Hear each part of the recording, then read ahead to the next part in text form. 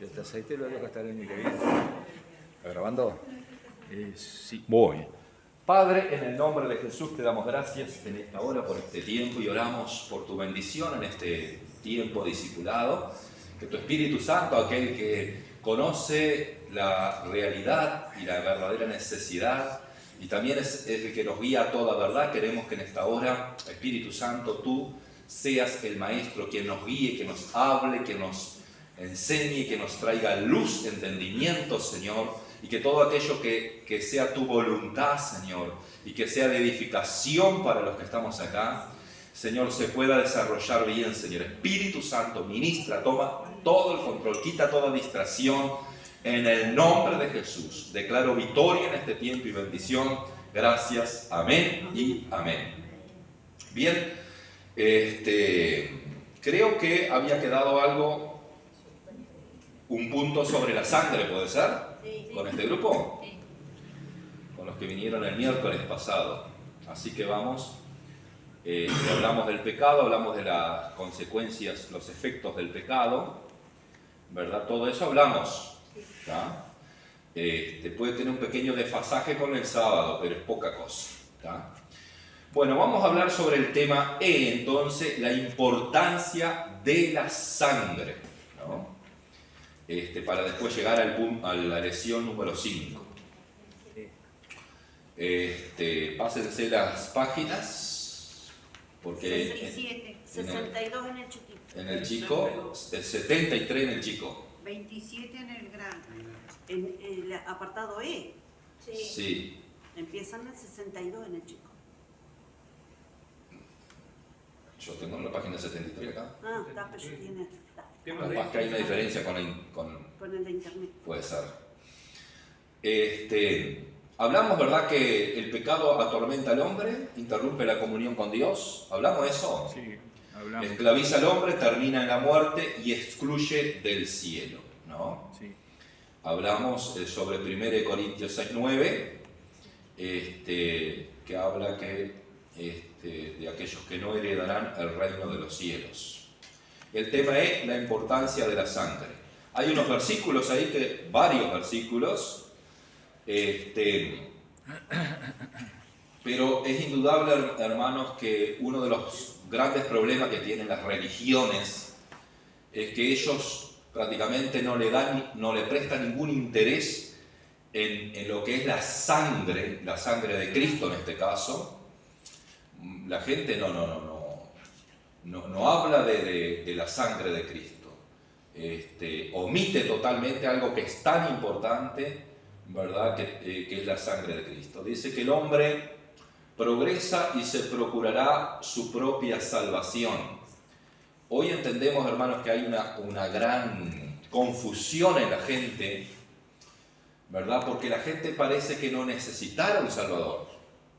Parece que no necesitara a alguien que lo salvara. La gente vive creyendo que como no hace muchas cosas malas en la vida, saben que hacen cosas malas, pero se comparan con aquellos que hacen cosas más malas todavía. Entonces su conciencia es aplacada de esa forma y creen que van a ser salvos, ¿no? Entonces quieren ignorar o no quieren escuchar, ¿verdad?, que necesitan, ¿verdad?, de la sangre de Cristo para ser libres. Pero vamos a estar viendo un poquito, hermanos, en Levítico 17:11 comienza ya hablando un poquito sobre la sangre. En Levítico 17:11 dice lo que Dios dice en el Antiguo Testamento respecto de la sangre. ¿Quién puede leer? Porque la vida de la carne en la sangre está, y yo le he dado para hacer excepción sobre el altar por vuestras almas. Y la misma sangre hará expiación de la persona.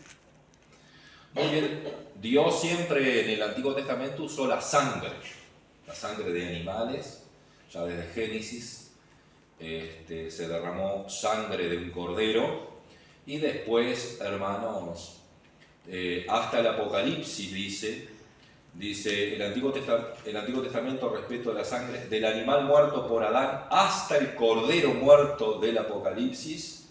Dios nos presenta la necesidad de la sangre para limpieza de pecado. Todo aquello que fue derramamiento de sangre de animales en el Antiguo Testamento tenía que ver o apuntaba, ¿verdad?, a que el hombre entendiera que necesitaba un sacrificio, ¿verdad?, que necesitaba un derramamiento de sangre para ser limpio de pecado. Y todo eso apuntaba a Jesús, al Cordero, ¿verdad?, al Cordero que fue inmolado, que fue llevado a la cruz como, ¿verdad?, dice que como Cordero fue llevado al matadero. Entonces, la sangre es la vida, dice, y la sangre es necesaria para la expiación del alma. Dice, yo los he dado, dice, para expiar vuestras personas en el altar. Levítico 17:11.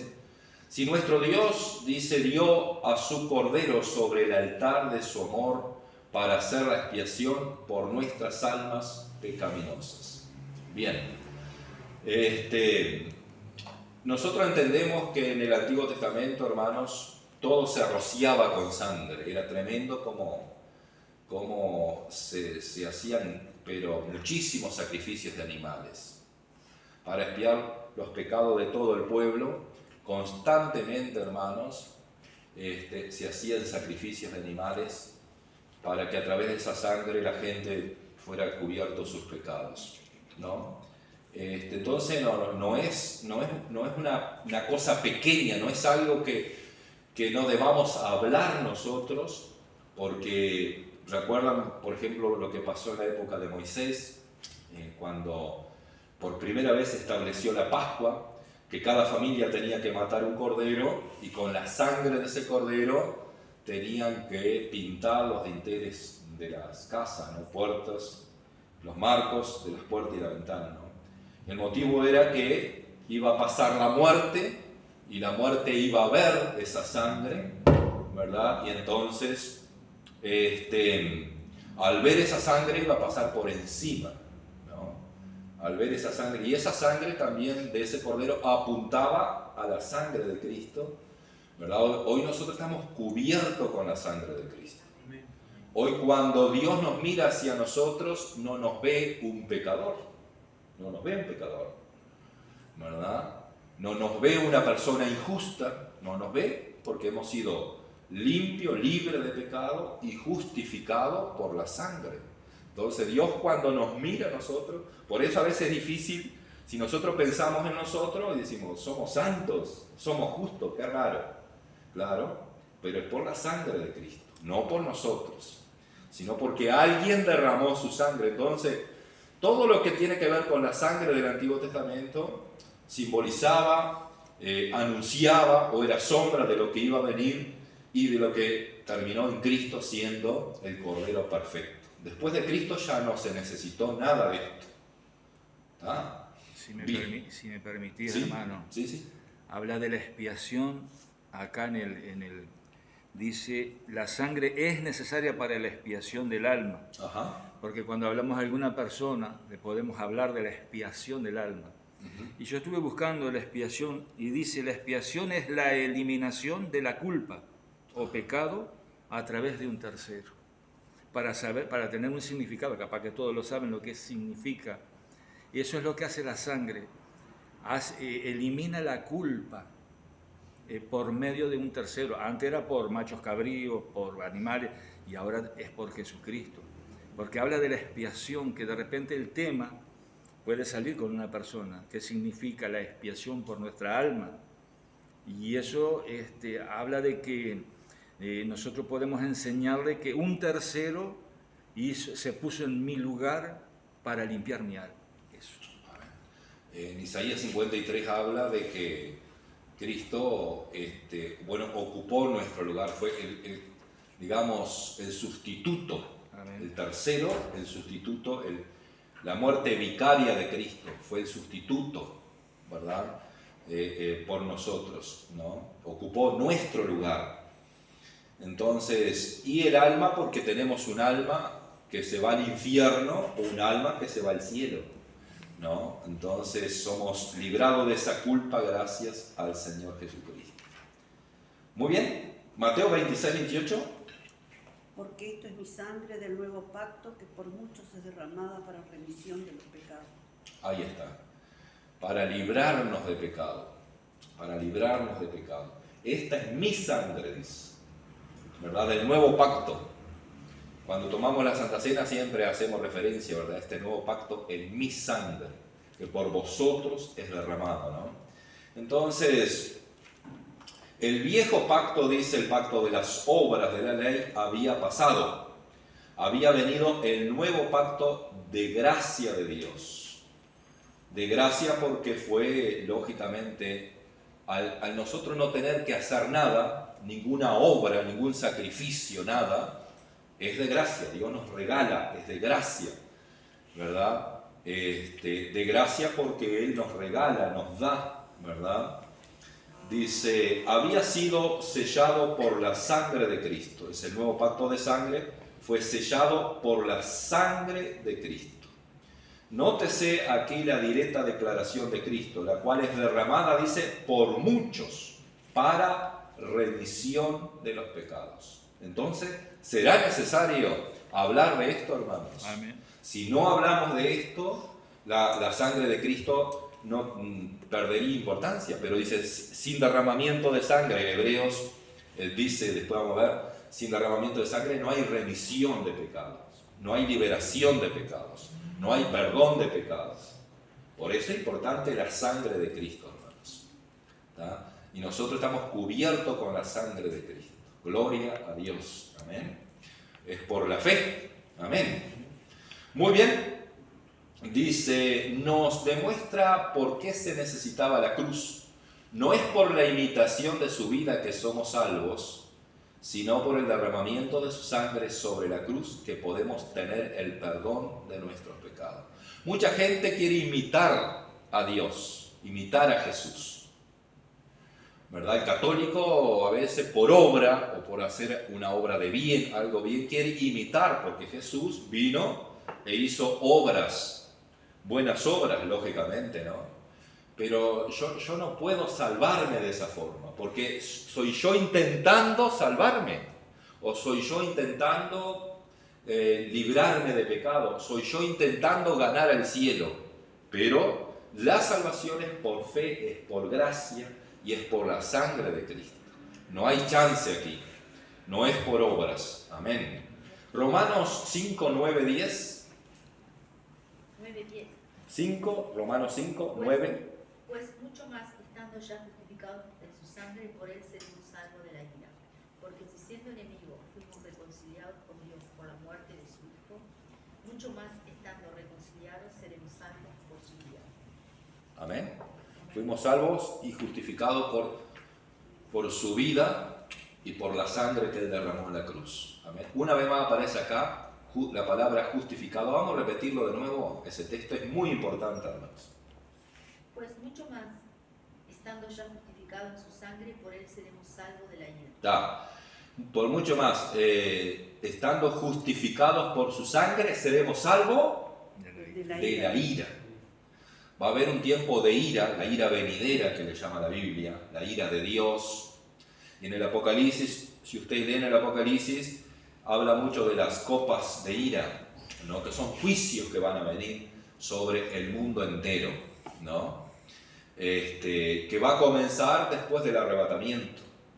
Dios, hermanos, va a derramar su ira porque el mundo está mal. El mundo le dio la espalda, el mundo se burla de Dios.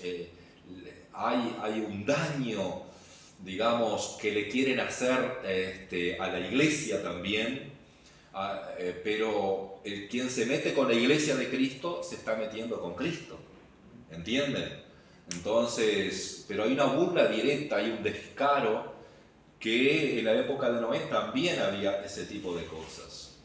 Entonces, la Biblia dice que como los días de Noé será la venida del Hijo del Hombre, ¿no? Ahora, lo importante es esto, hermanos, somos justificados en su sangre y somos libres de la ira. ¿Y después qué más dice? Porque si siendo enemigos fuimos reconciliados con Dios por la muerte de su Hijo, mucho más estando reconciliados seremos salvos por su vida. Amén, somos salvos por su vida y fuimos reconciliados. Amén. Nosotros fuimos reconciliados en el momento que fuimos perdonados. Amén.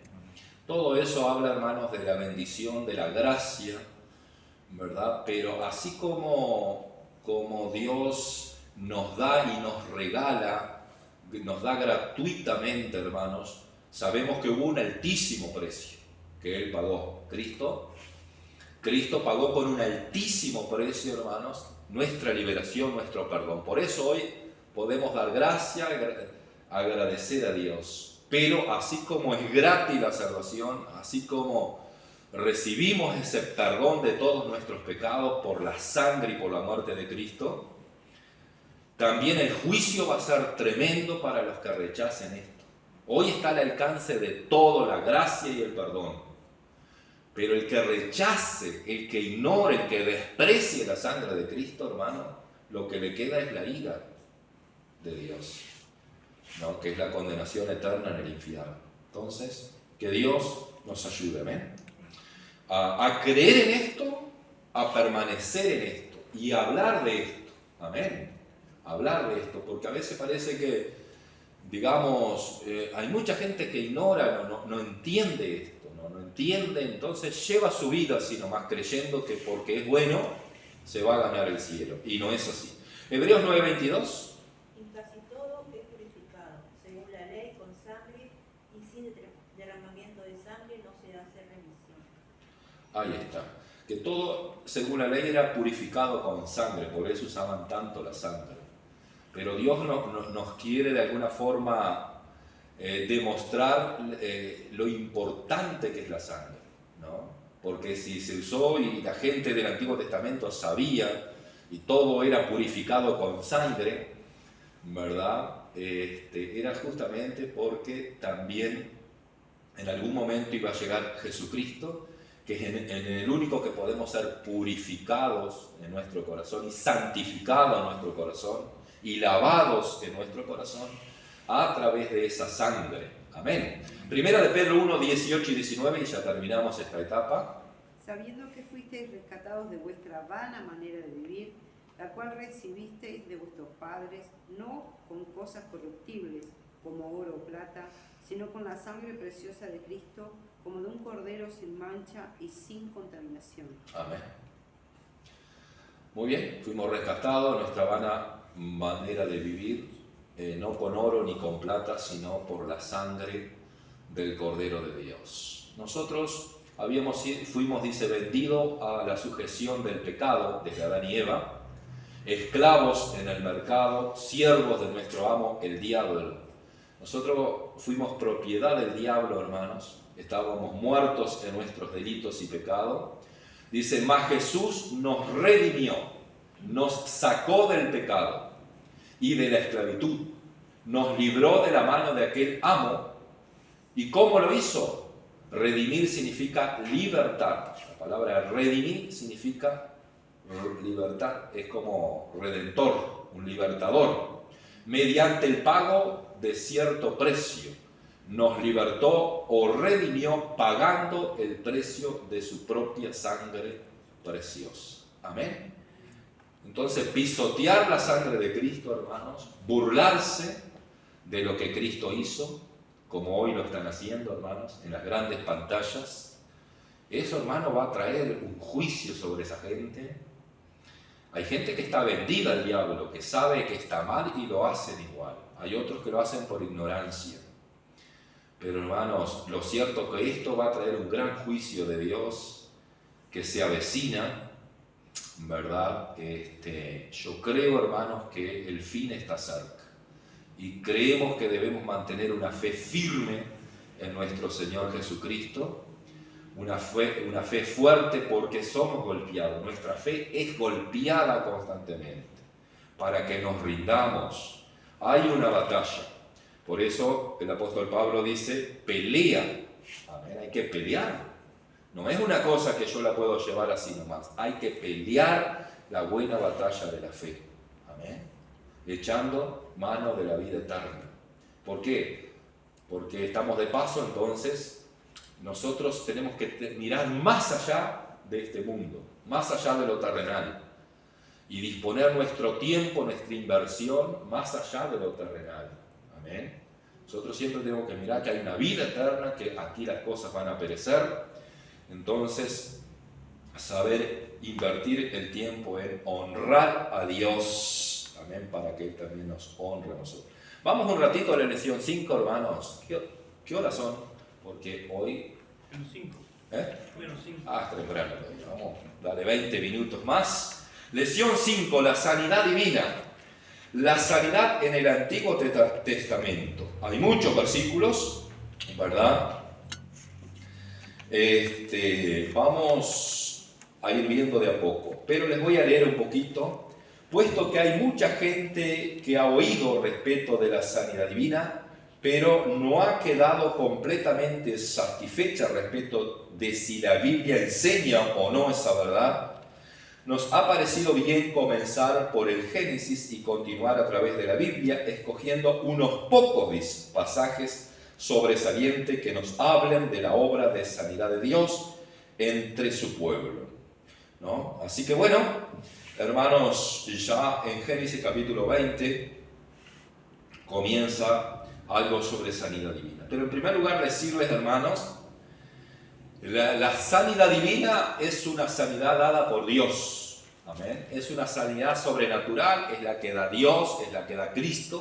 Y nosotros creemos. ¿Cuántos creen? Amén. Que Dios puede obrar un milagro, y quizás los que están acá experimentaron milagros de sanidad divina. Yo entiendo, hermano, que yo cuando me convertí a Cristo fui sanado de la garganta, porque todos los años me salía un flemón en la garganta que me hacía sufrir.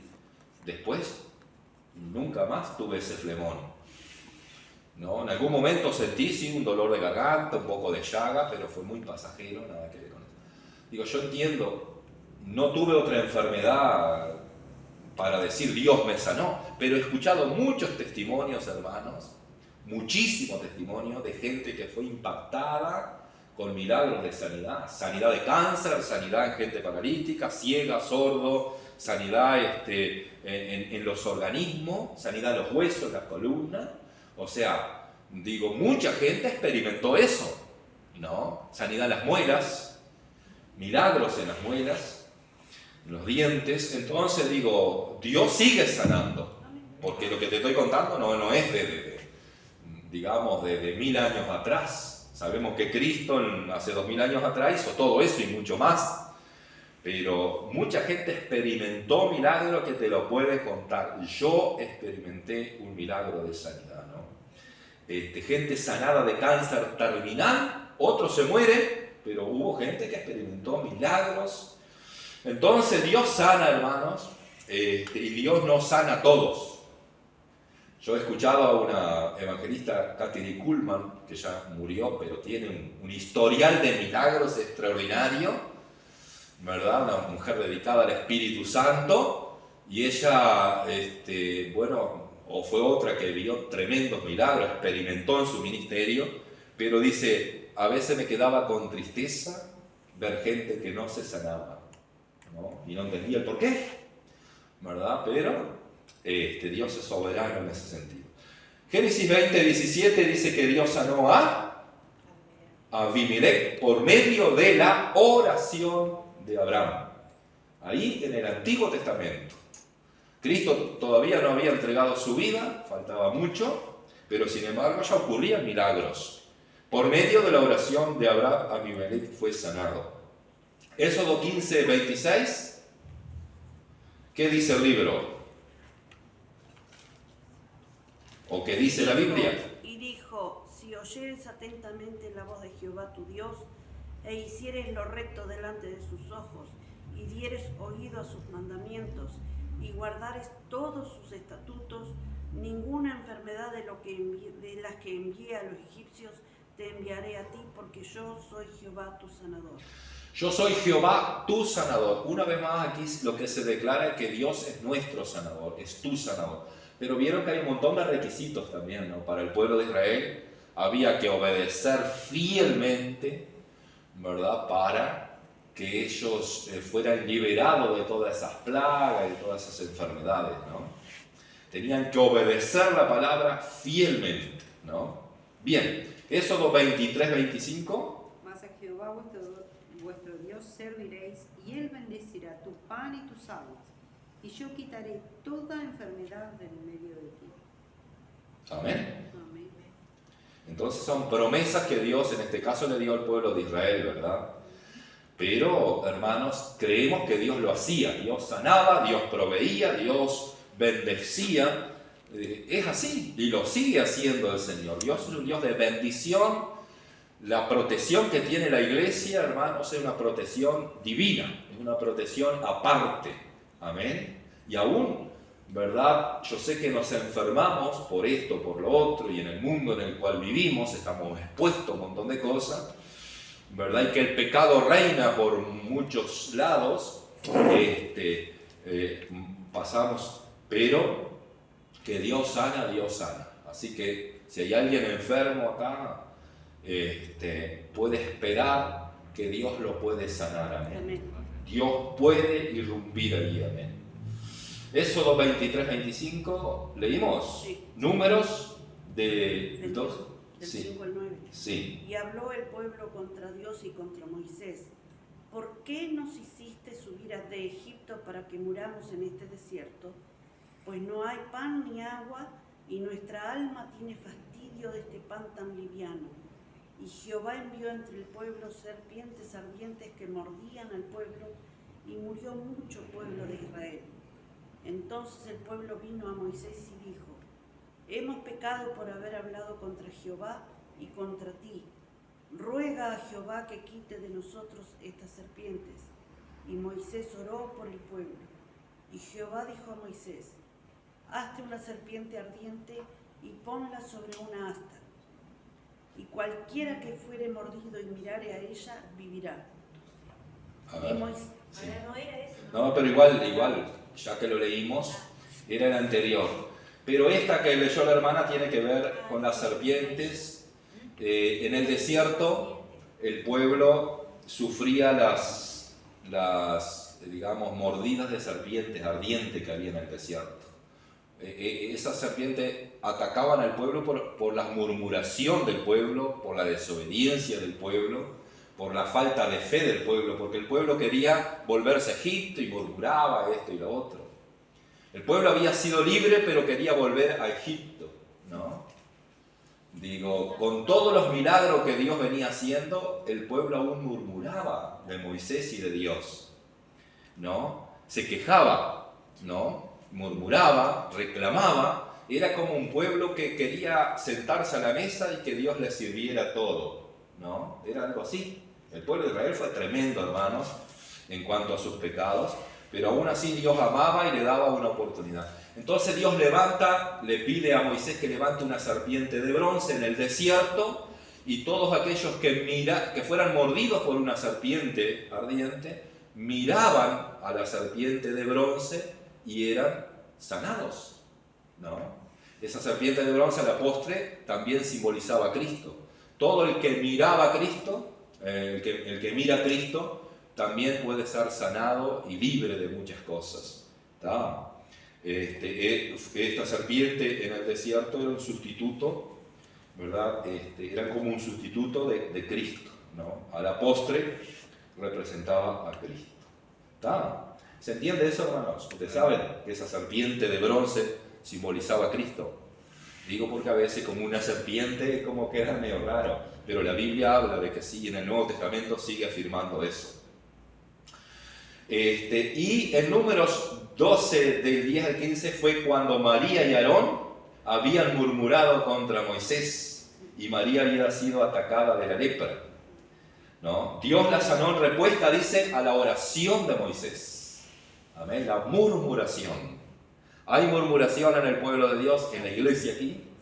No sé si aquí, digamos, en esta iglesia, pero que somos muy llevados nosotros a murmurar. Nosotros muchas veces murmuramos, ¿no? Somos como, digamos, débiles en ese momento. Llega un momento, ya murmuramos de alguien, de aquel, de fulano, ¿no? Y en este caso habían murmurado contra Moisés, contra el líder fue en este caso, y María quedó leprosa. O sea, el juicio enseguida de Dios le cayó. Ahora, Dios es un Dios de misericordia, porque María no quedó leprosa, ¿no? Sino que Moisés dice que dice, Dios la sanó en respuesta a la oración de Moisés, ¿no? Entonces digo, una vez más muestra que Dios sanó por la intercesión de un líder en este caso, pero fue por la oración, ¿no? Y hoy sigue sanando. Amén. Hoy nosotros tenemos que creer en el poder de la oración, hermano, y tenemos que seguir orando. No importa si la persona no se sanó en el momento, yo sigo creyendo y seguimos creyendo, hermano, porque Dios puede sanar en cualquier momento una enfermedad. Amén. ¿Alguien quiere decir algo con respecto a esto?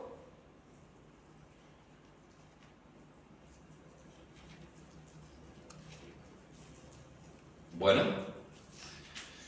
¿ya leímos Éxodo 15:26? Sí. No, Éxodo 15:26, ¿sí? Sí, vamos. Bueno. Ahora empezamos Deuteronomio. Deuteronomio 30. No, 7:15. 7:15. Bueno, veremos. Y quitará Jehová de ti toda enfermedad y todas las malas plagas de Egipto, que tú conoces, no las pondrás sobre ti, antes las pondrás sobre todo lo que te aborrece. Ahí está, bien como Dios le hizo una promesa. El pueblo de Israel, el tema del pueblo de Israel, que el pueblo de Israel desobedeció. Entonces había una condición. El pueblo de Israel tenía que obedecer, tenía que ser fiel a Dios. Entonces muchas veces también sufrieron, ¿verdad?, diferentes enfermedades y plagas y otras cosas más, ¿no? Muy bien. Hay otros textos que siguen apoyando, hermanos, la sanidad, pero vamos a Primera de Reyes 17, del 17 al 24. ¿Se acuerdan de la historia de la viuda? Bueno, y el profeta Elías. Vamos a leer ese pasaje. Primera de Reyes 17, del 17 al 24, para no recorrer todos estos textos, porque hay muchos más todavía, pero ustedes tienen esos textos de Deuteronomio, tienen ahí en el libro, y ya hemos leído varios. ¿Sí? Después de estas cosas aconteció que cayó enfermo el hijo del ama de la casa, y la enfermedad fue tan grave que no quedó en él aliento. Y ella dijo a Elías: ¿qué tengo yo contigo, varón de Dios? ¿Has venido a mí para traer a memoria mis iniquidades y para hacer morir a mi hijo? Él le dijo: dame acá tu hijo.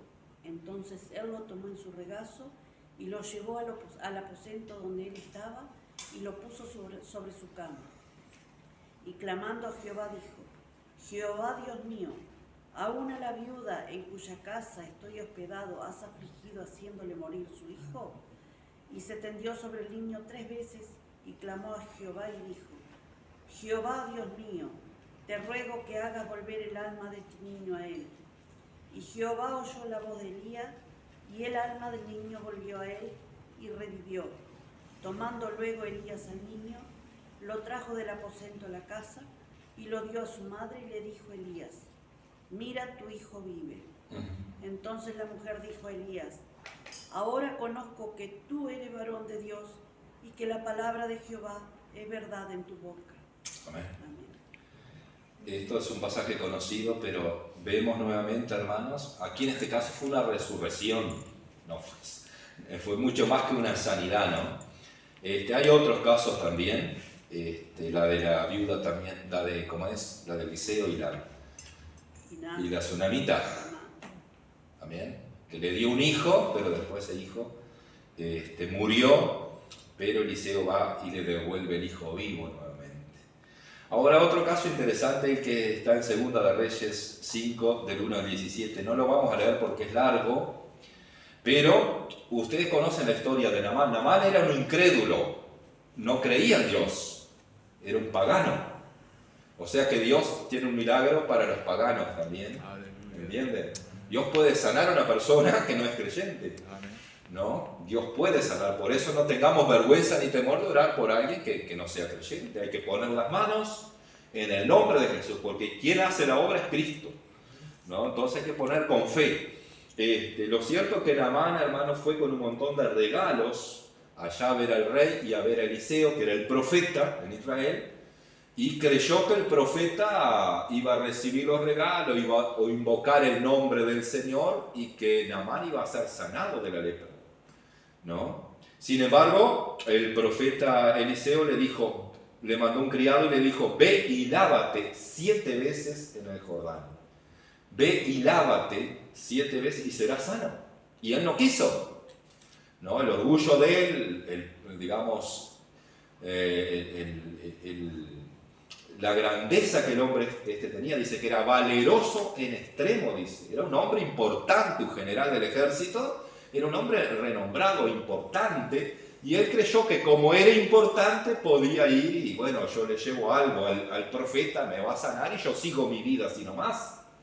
Mucha gente quiere a Dios de esa forma, quiere atropellar a Dios para que lo sane y después llevar una vida así nomás, perdida. Y mucha gente a veces no quiere esa forma de que Dios le haga lo que le plazca, ¿no? Pero aquí él aprendió una lección, este hombre. La lección fue que tenía que humillarse y creer, humillarse y obedecer la voz del profeta, humillarse, ¿verdad? Zambullirse 7 veces en un río turbio, sucio, un hombre importante delante de toda una delegación, no es fácil, pero era el camino también, ¿no? de recibir sanidad.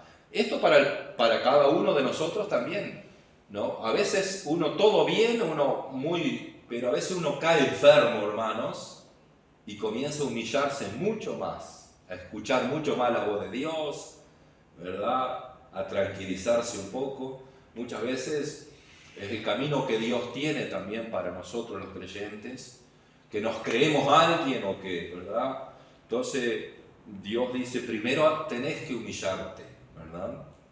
Entonces lo usó con Naamán. Naamán era un hombre pagano, pero él tenía que humillarse y obedecer al profeta 7 veces.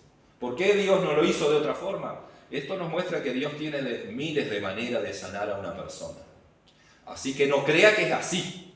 Dios tiene miles de formas de sanar a un hombre. Ve y lávate y serás limpio. Todo era tan sencillo que Naamán casi se negó a obedecer, dice. El mundo desea trabajar para conseguir su salvación, pagar un precio elevado por su sanidad, pero el método de Dios es siempre tan distinto. Tan solo requiere, dice, la sencillez de la fe, de la creencia, ¿no? Nos cuesta a veces, pero hermanos, yo creo que necesitamos mantener una fe. Orar más por ese milagro que necesitamos, en el área que sea, pero en este caso es en el área de la sanidad. Amén. Orar más. Hoy tenemos tan a mano la medicina y tan a mano los medicamentos que pareciera más fácil ir allí, ¿verdad? Que creer en el Señor o que esperar en el Señor. ¿No? Esto es una lucha que la tenemos, hermanos, pero aquí la Biblia dice que Dios sanó. Él obedeció, se zambulló y salió sano. Como que Dios es más sencillo, ¿no? Más práctico para sanar a un enfermo, ¿no? De la nada. Amén. Si en algún momento quieren aportar algo, levantan la mano, dicen. El otro caso milagroso fue el de Ezequías, un rey joven que tenía 37 años. Aparece ahí en Segunda de Reyes, capítulo 20, versículos 5 y 6, ¿verdad? Ezequías, el Señor le mandó el profeta y le dice, ordena tu casa porque vas a morir. Tenía 37 años, ¿no? Yo siempre pienso, si yo tengo 80, 85 años, 90 años, yo sinceramente no quisiera que oraran por sanidad para mí. A mí me parece que si yo tengo ya 80, 85 años, 90 años, Señor, que Dios me lleve. Si ya viví todo, digo, y la Biblia dice, que el promedio de edad es entre 70 y 80 años, que ahí la gente ya se va a morir, ya está escrito en la Biblia. Entonces, digo, a mí me parece que estamos como luchando en contra de la voluntad de Dios, cuando oramos por sanidad ya en una edad muy avanzada. Tenemos que orar para que la persona sí esté fortalecida, esté guardada por Dios, tenga paz, tenga comunión con Dios, adore al Señor, pero Dios, si es tu voluntad, llévala. Porque a veces estamos luchando en contra de la voluntad de Dios para mantener una persona a veces, digamos que con una cierta edad que a veces está postrada en la cama, que sí. Yo en estos momentos tengo a mi madre que cumplió 89 años, Ujú. que está sufriendo de los huesos. Ujú. Y ella en su mente está proyectando que quiere hacer esto, que quiere hacer aquello en la casa. Ujú. Y yo en mi interior, porque obviamente a ella no se lo digo bueno, si Dios, vos le das la oportunidad de que ella lo pueda hacer, bienvenido, pero Ajá. yo estoy en paz que si Dios se la lleva, Ujú. ella ya cumplió su ciclo. Ajá. Y lo peor que puede haber es ver a nuestros seres queridos sufriendo y que, bueno, la columna de mi madre es una masa de hueso. Sí. Entonces digo, pedirle sí al Señor de que trate de que no sufra, pero si Él se la quiere llevar, no me voy a oponer en estos momentos. Yo no encuentro en la Biblia, hermanos, si ustedes encuentran, me dice, una persona de 70, 80, 90 años que Dios lo haya resucitado o que haya orado para que resucitara. Lázaro no dice la edad que tenía Lázaro, ¿verdad?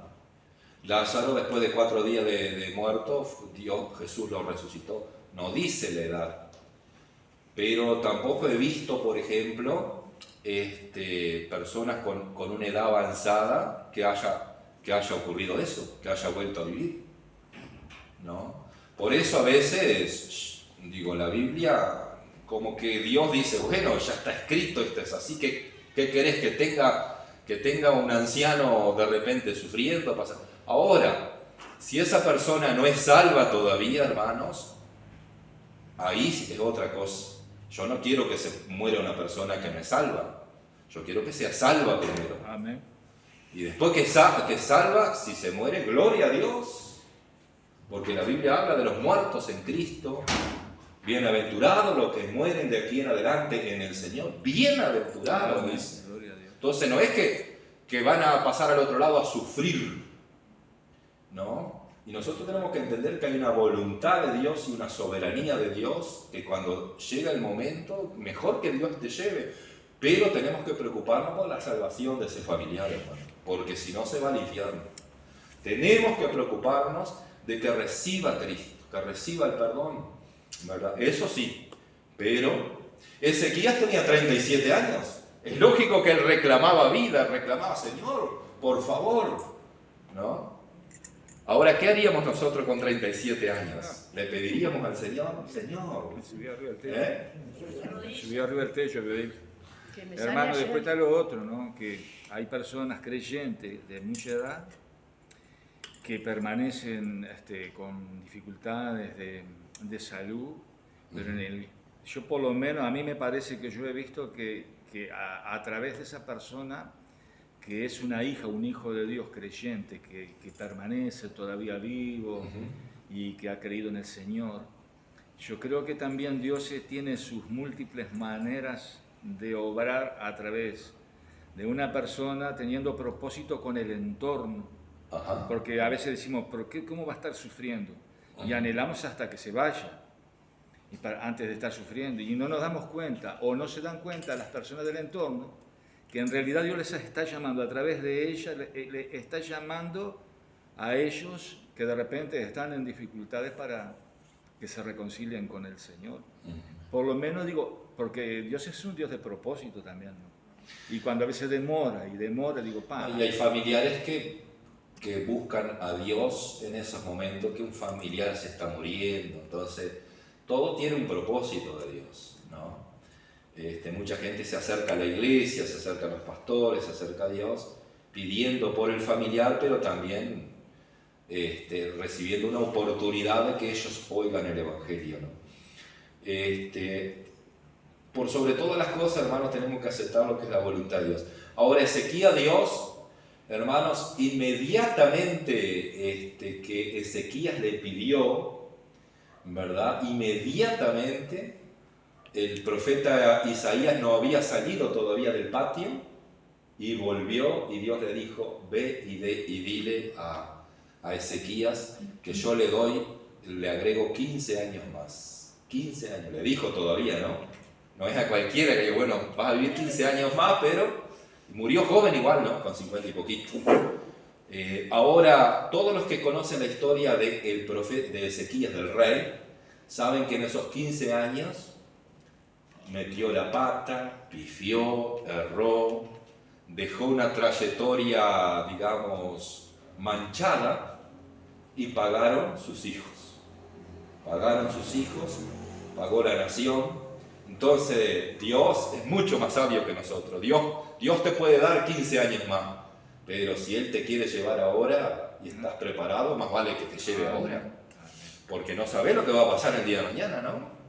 Por eso digo, es muy lindo vivir, hermanos, pero para vivir tenemos que hacerlo en la voluntad del Señor. Ezequías llamó para mostrar a una de Babilonia, me parece. Bueno, mostró todos los tesoros, todo lo había y ahí a Dios no le gustó lo que había hecho y otras cosas más, porque Babilonia era una nación pagana, los reyes eran totalmente paganos, y Él los invitó que entraran a la casa, al palacio, que vieran todo, y Dios le dijo, nada de esto va a quedar, ¿no? Por lo que tú has hecho. Bueno, está. Lo cierto, hermano, es que le dio 15 años más, pero era una persona joven, no estamos hablando de alguien de 70, 80, 90 años.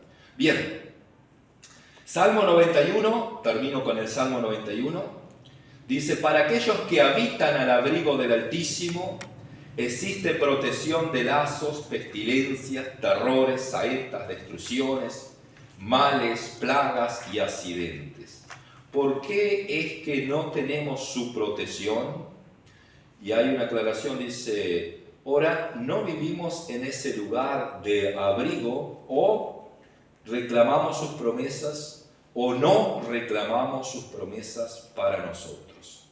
Las promesas del Señor tenemos que reclamarlas. Hay promesas para sus hijos, Señor, acá hay una promesa.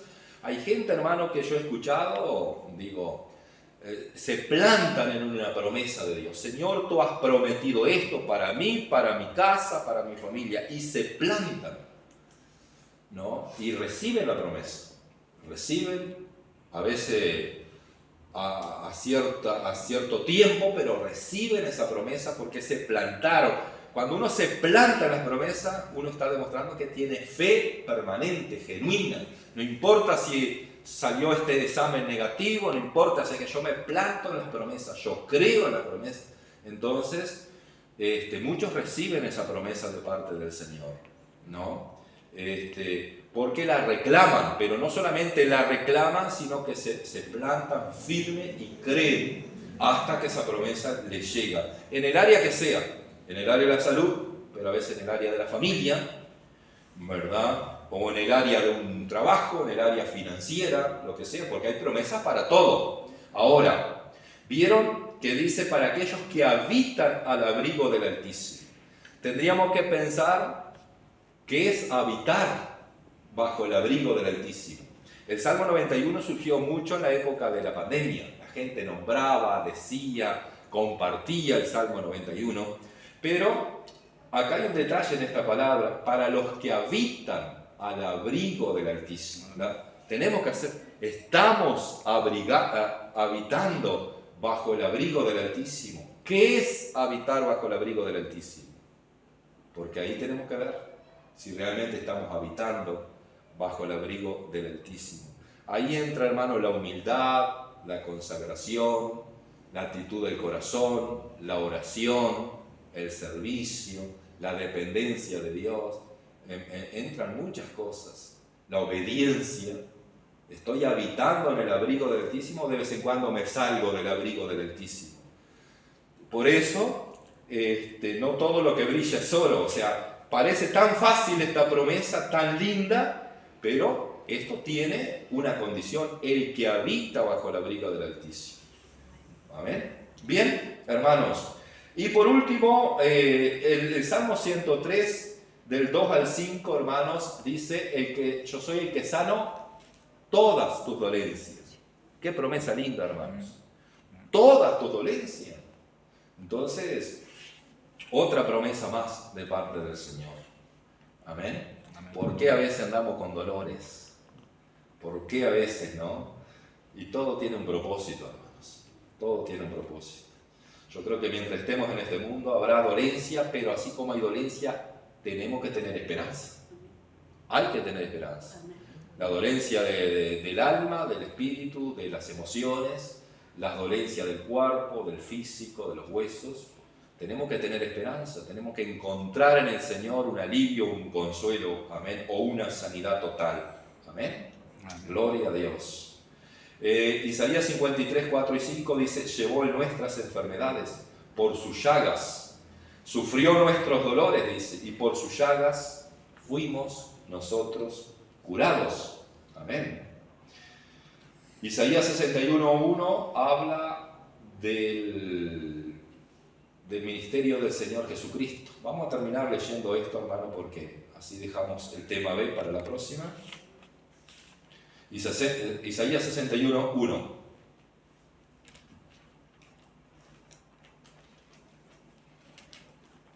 ¿Tienen?